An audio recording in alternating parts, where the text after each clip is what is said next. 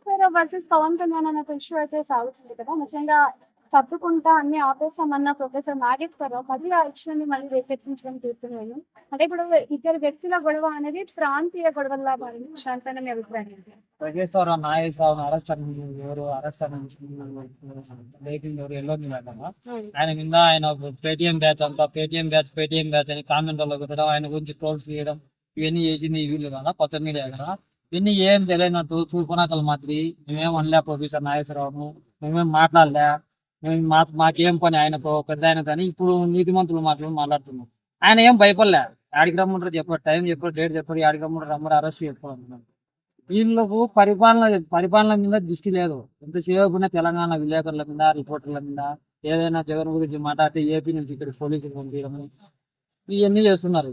వీళ్ళు ఇవన్నీ రాజకీయాలు అన్నది. సార్ ఏపీ నుంచి పోలీసులు ఎక్కడ వచ్చారు సార్, కనపడ్డారా? ఏపీ నుంచి పోలీసులు వచ్చినది మీ బ్లూ మీడియా ఎందుకు చూపిలేకపోయింది? ఎక్కడ వచ్చారు సార్? ఎక్కడ వచ్చారు? ఒక్క వీడియో చూపిండి నాకు.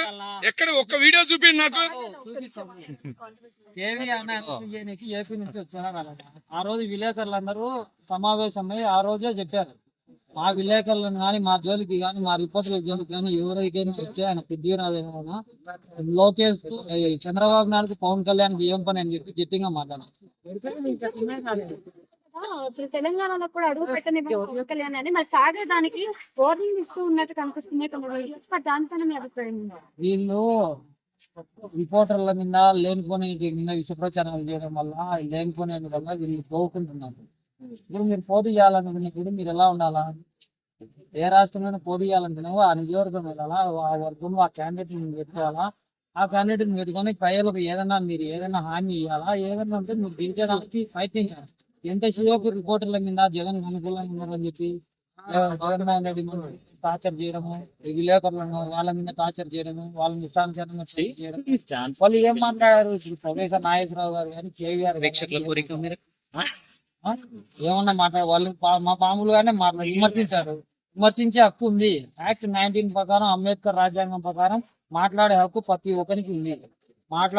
బుద్ధు వీళ్ళందరూ మాట్లాడాలి. వాళ్ళు రిపోర్టర్లు, వాళ్ళ విలేకరులు, వాళ్ళకి హక్కు ఉంది, మాట్లాడే హక్కు ఉంది.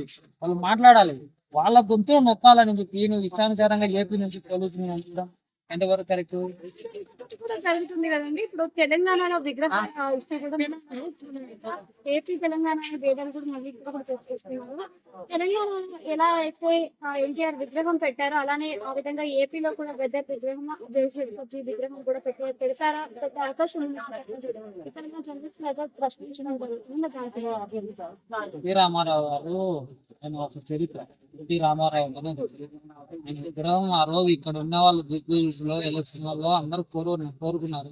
కోరుకున్న ప్రకారం రేవంత్ రెడ్డి వచ్చి నేనే ఓపెన్ చేస్తా అని చెప్పి ఆయన ఓపెన్ చేశాడు. దాని ఏముంది?